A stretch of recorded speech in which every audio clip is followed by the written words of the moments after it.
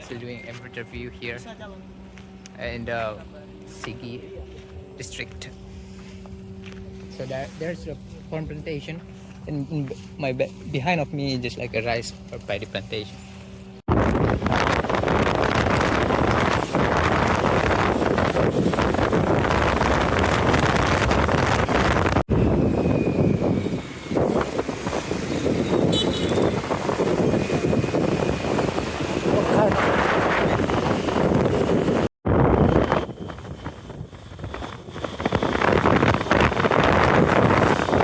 Pengalaman pertama aku. Anu 23 enak sekali dengan saya. Iya. Enak sekali kalau anu 22 jalan mau tegur saya. Kalau anu 23 Pak tegur terus karun.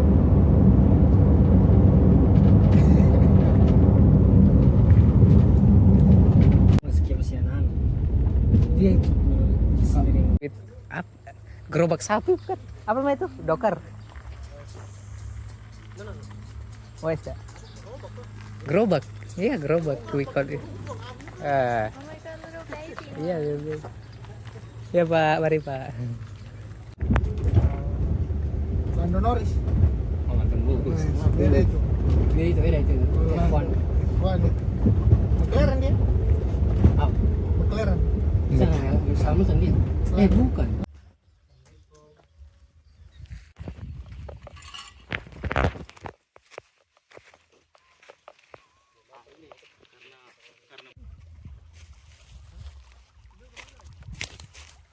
Ya, from the mountain. Jadi mata airnya dari gunung sana, Pak? Ya, gunung. Kalau Apa air, nama mata airnya, Pak ya? di sini kalau air cukup, cuman irigasinya yang mengairi sawah itu yang belum stabil. Jadi the water supply is enough, but it is the flow. I mean the trajectory from the mountain. Jadi berapa lama lagi ini bisa dipanen Pak padinya? Kurang lebih 3 minggu. So we need 3 weeks more to harvest the harvest rice. Yeah. When was this rice planted? Kapan ini ditanam Pak? Sudah 2 bulanan lebih. Kan ini umur padi kan 3 bulan. Oke. Ada yang sampai 100 hari, ada yang 90 hari.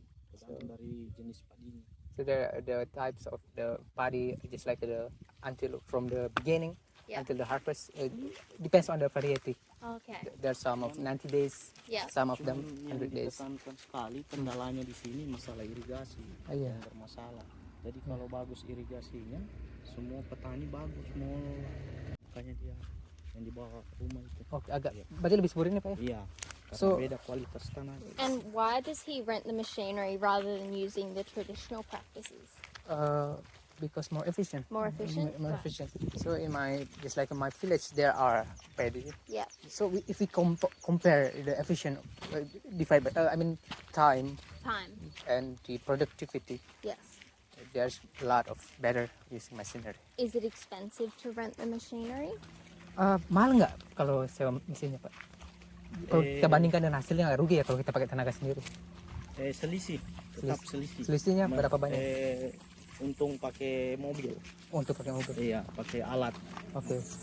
After sort of calculation, Yes. he calculate that it's like a more profit if we use the If you machinery. use machinery, right. Yeah, because time, hiring people. Yes, be careful that.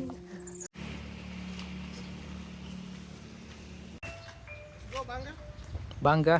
Jangan makanya di Jono. Iya. Hijau. Saya suka Kalau karena namaku ada bulan-bulan. bukan kalau untuk itu bukan kapasitasku, sumpah. Itu mobil punya kapasitas. Apa itu game? Tapi tidak bagus tetap. Kamu kok bawa foto bagus di sana nanti? Harus enjoy di akhir kontrak. Iya.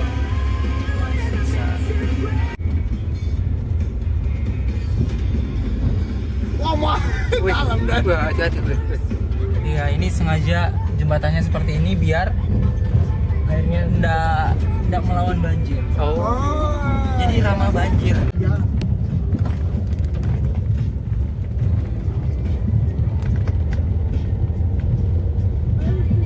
Nanti kita pulang lewat basah, mau nggak?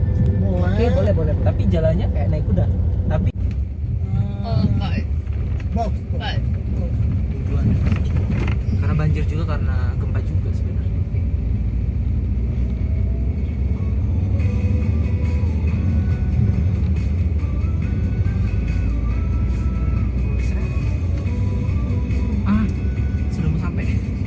tiduran. Sampai. Itu di mas ini parkir depan trek ini aja. Atau boleh masuk di itu juga. Dimasuk jalur evakuasi dalam dan terus. Bukan Depan sini. Sini. nah, halaman ini loh halamannya. Halaman ini. Links. Depan sini. Ya, stop. Links Richtung.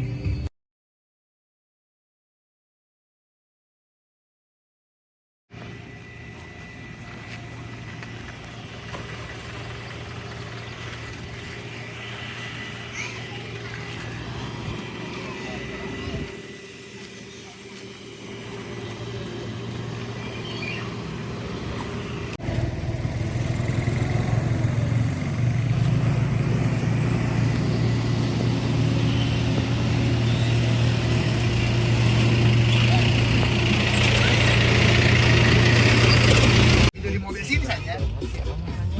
Tidak juga sih. Kalah sih kalau Enggak. It's only 3.7 million. Cuma 3 jutaan. But the color, you know, the price is same. Yeah, the price is same. Oh my goodness.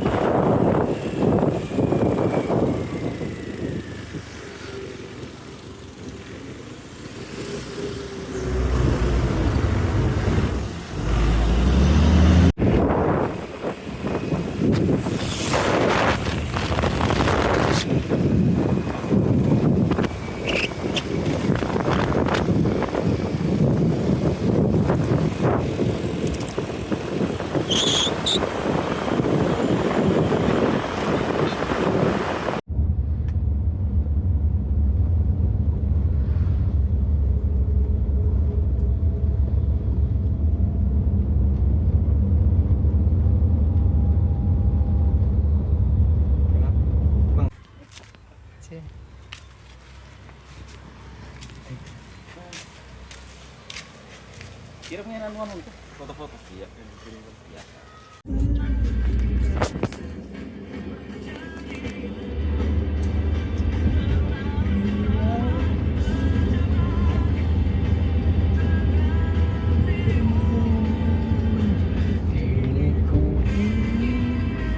Lebih darimu. Nah, dapat bencana semua. Makan pernah sih dengan ini. Okay. So see, Maggie, Yeah? that is affected to Oh, by liquefaction. liquefaction. Dulu banyak rumah di sini. Iya. There's a lot of house previously before they but are Indonesia. Yo, green house.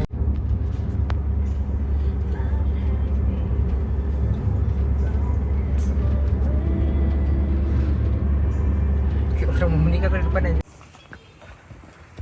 Say something. Okay, Oh, so it's so beautiful. yeah, so we Yeah. visiting kind of the Rice paddy? rice paddy plantation.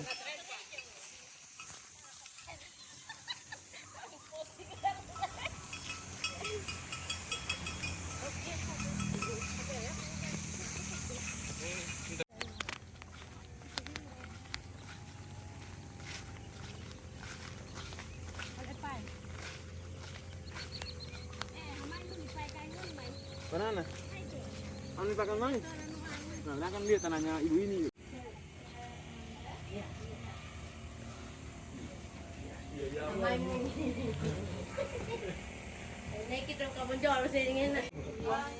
Hah?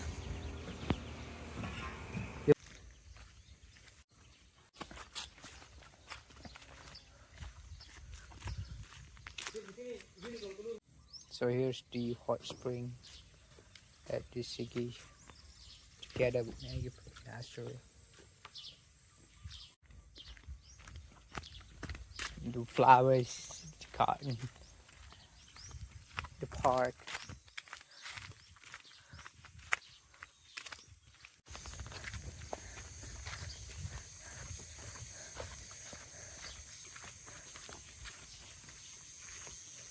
Bisa lihat sini buat atau lihat situ? Oke.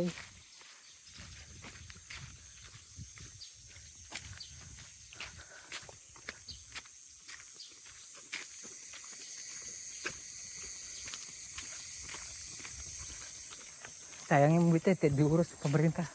Nah nggak tuh? Oh my god.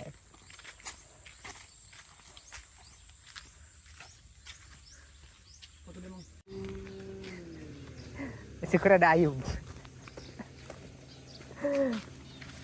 Intinya bukan jangan sampai kanan depan, bumper depan.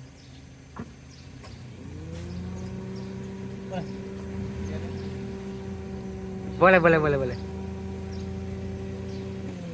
Oke lagi. Oke. My god. Yeah.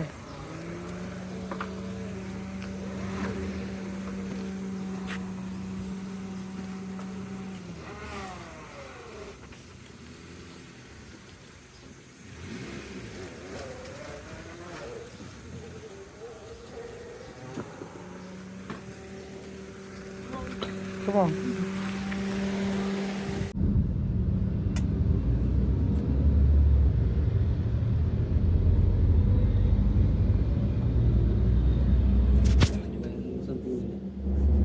Apa itu? Biasalah Indonesian kayak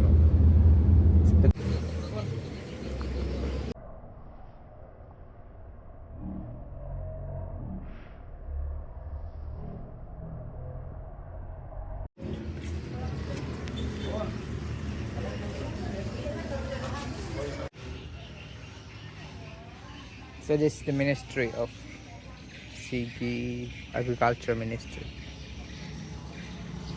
When I became South Korea, whenever I was to go out, okay, I take my smoking. Here, they said like it will be on the phone or something.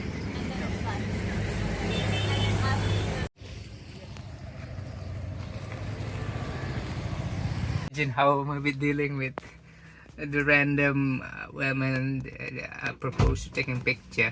Oh my god, you did it well.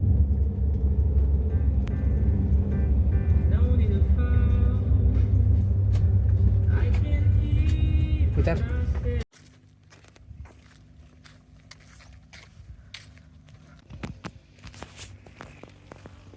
Ayo, back me.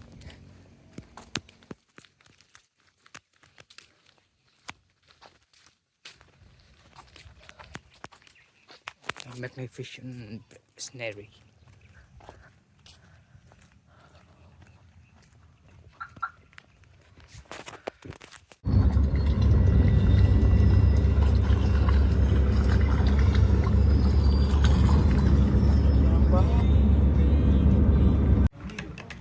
Elegan dilihat kan kalau berdiri.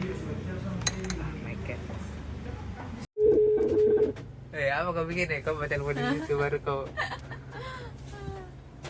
kasih push lo bener. Apa ini? Ya Tuhan.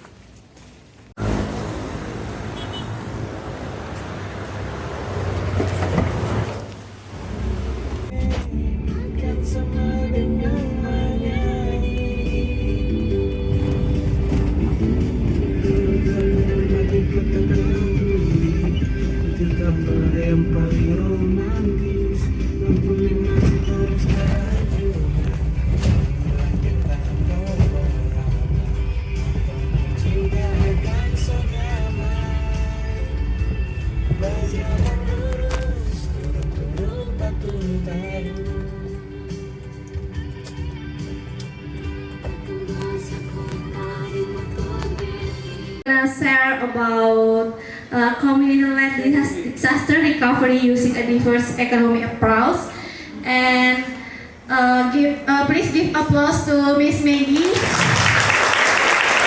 Okay, Miss Maggie, we have 15 minutes. Please It's part of my honours project from the University of Newcastle. So that is a kind of postgraduate research certificate where I get to choose a topic that I'm interested in and then produce a thesis based on that topic.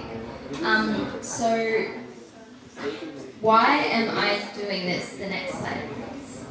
I'd like to help make visible the diverse economic practices that exist in many communities. So that's the field of interest of my future in academia.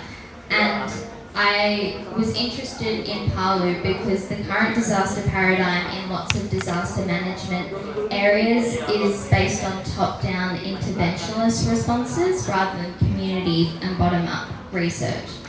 I want my research to support the NGOs I'm working with and provide a broader framework for other NGOs to work with. Next, please.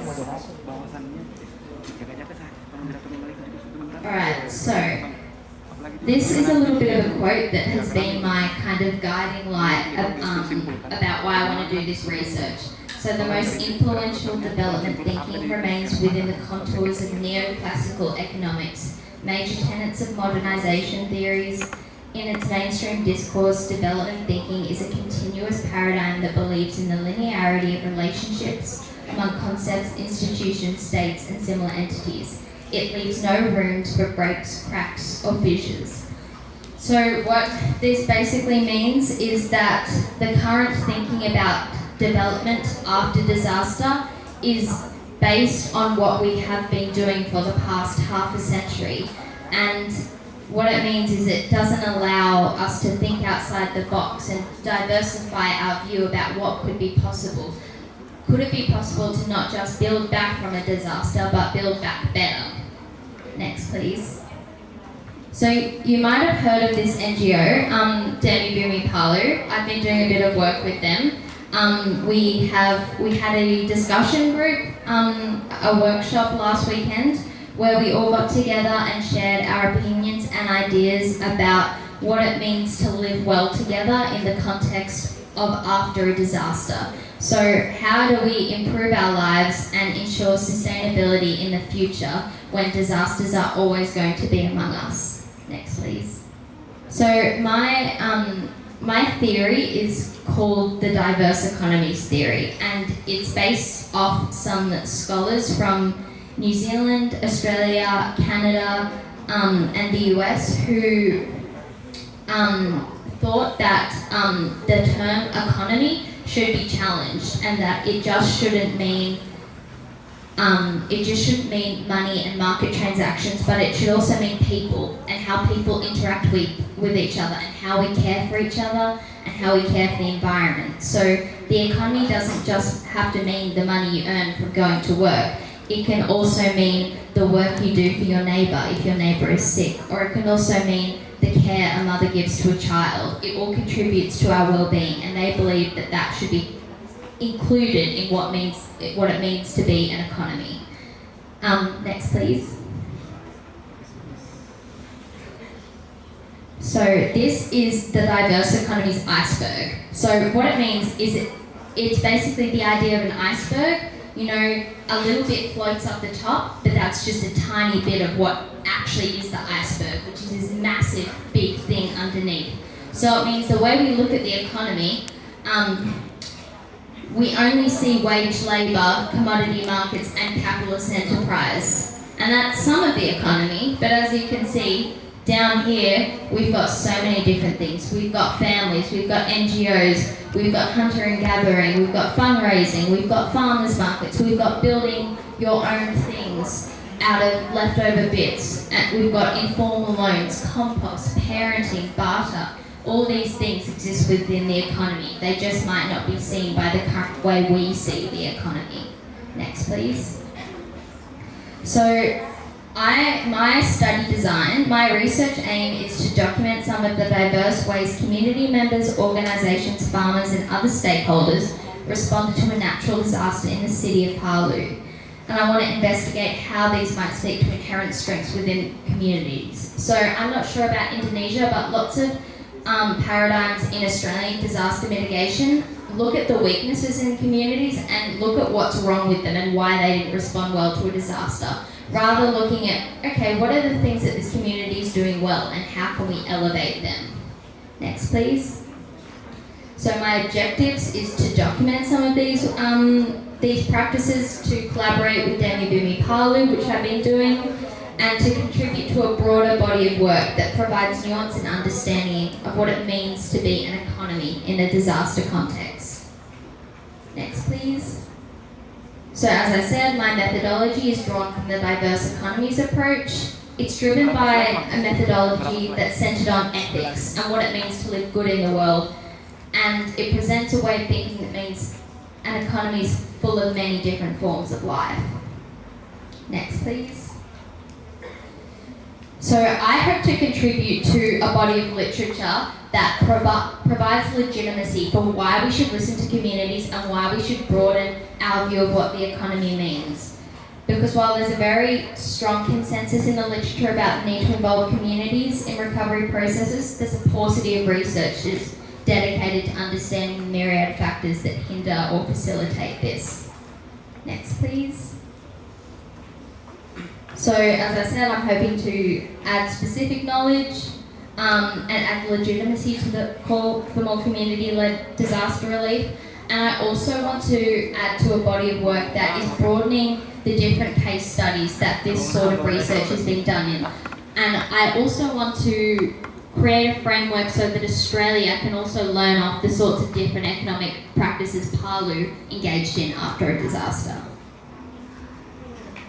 So I'm just going to run through a few things about disaster mitigation in an Australian context. So general recovery principles are that disasters should be integrated into recovery planning. Community-led recovery should be implemented, so empowering local communities to take charge of their recovery efforts, and long-term resilience building. So not just the immediate things, like obviously food, water and shelter are really important, but they're the short-term things. How do we ensure that we have a really good base and framework so that communities are resilient and healthy years after the disaster, rather than immediately after? Next, please. So, in 2011, Queensland had really, really big floods. I was only 11 at the time, but I still remember them. They were all over the news. Footage of people on the roofs of their houses while floodwaters were rising. So, some strategies is resilient infrastructure. So, after those floods, houses were built that were elevated on big sticks, and they made improved drainage systems and flood-resistant materials. But the community engagement was really, really important. So the government wanted to build a bunch of houses that were at a higher level, but the community didn't. They were happy with houses being built at a higher level, but the site that they chose, they didn't want to, because it actually was a sacred Aboriginal site that if houses were built on there would be kind of disrespectful. So community engagement is really important. And mental health support. We all know after disasters, sometimes it's really hard to cope. And so government and other NGOs need to provide adequate psychological services to support people who are affected by disaster. Next, please. So bushfire recovery. A couple of years ago, just before the pandemic, we had really, really big bushfire season. The really important things in the aftermath of this were financial assistance from the government, but also giving communities resources so they could hold their own fundraisers and raise their own money, which gave them agency and the ability to choose where the money went. And environmental restoration, of course, so programs to rehabilitate affected ecosystems, habitats. Tree planting was really important to prevent soil erosion, which not only affects the ecosystem but affects farming, which affects people's livelihoods. And the final one is drought recovery. So this is an ongoing disaster in Australia. It's in northern New South Wales and southern Queensland. We've had a drought going on since 2007. It's gotten a bit better, a bit worse, but it's still been going on. Water management programs are really important, but drought assistance packages. So financial support for farmers, including subsidies and loans, but also the ability for farmers to choose how they engage with these programs rather than just being given lump packages. Next, please. So the lessons and best practices that I think we should draw from disaster mitigation is the use of technology, so how we implement advanced technologies like satellite imagery and drones so we can assess damage and aids in recovery planning. Public and private partnerships. It's really important for the government and NGOs and other private enterprises to work together rather than just individually working in the community. We all have much better outcomes if we work together, and continuous improvement. So learning from past disasters. Like last time this happened, what did we learn? Did we learn that next time we should make sure that there's some sort of mutual assistance fund for people to access after a disaster? Do we need to build houses in higher places? All that sort of stuff. Learning from our mistakes, basically.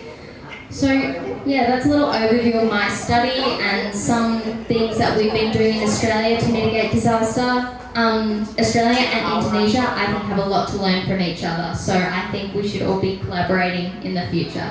Terima kasih. Okay, thank you very much, Miss Maggie. Pertanyaan saya yaitu bagaimana cara orang Australia menanggulangi bencana? Kayak bagaimana tahapan-tahapannya dalam Oke. Lanjut. kayak posko-posko itu kan posko-posko di sana ada apa?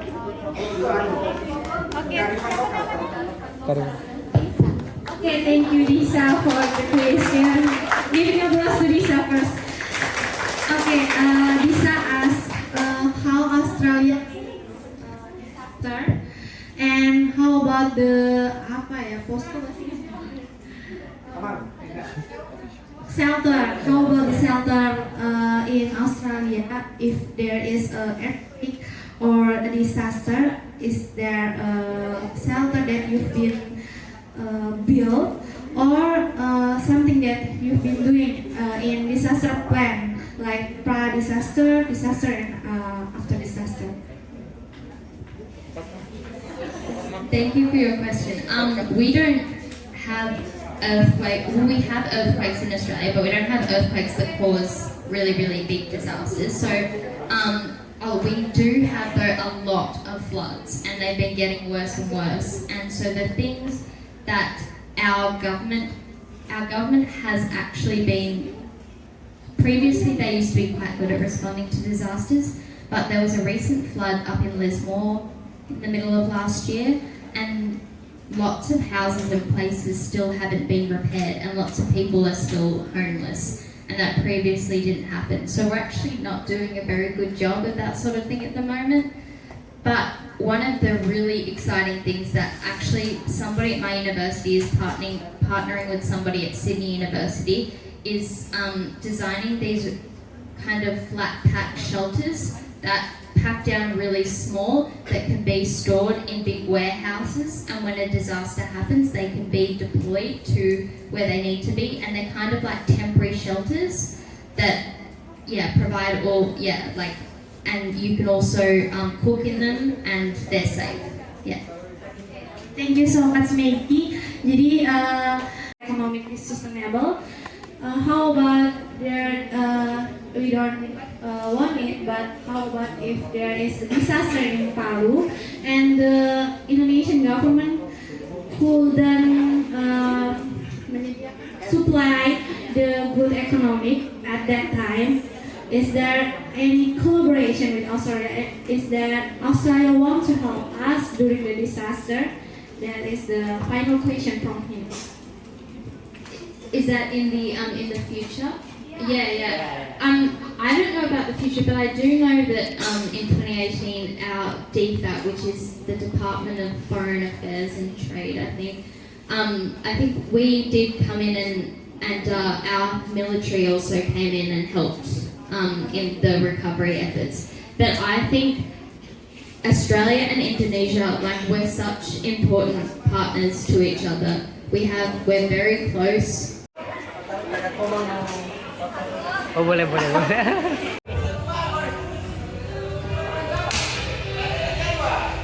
play domino. We call it domino in Bahasa. Do I do it like this or like that? Like that? Oh, okay, right. Vertical. Depends on the perspective. It's okay.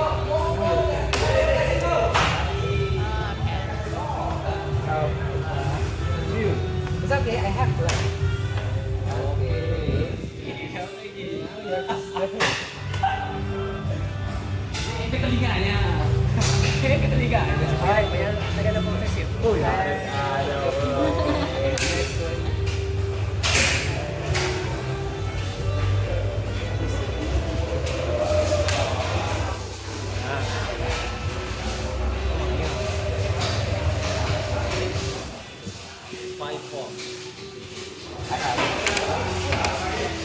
Okay. Which means you lose. No.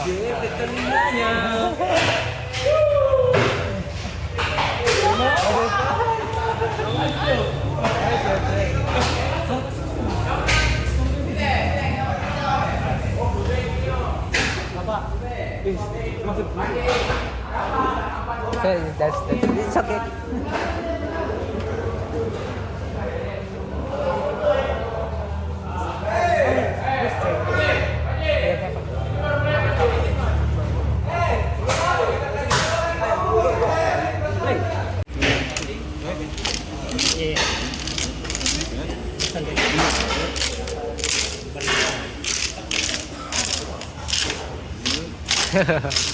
Alright, go. Okay.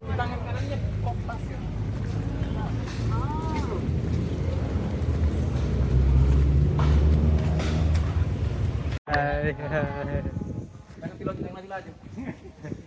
Jadi delay film. Jadi buat tunggu di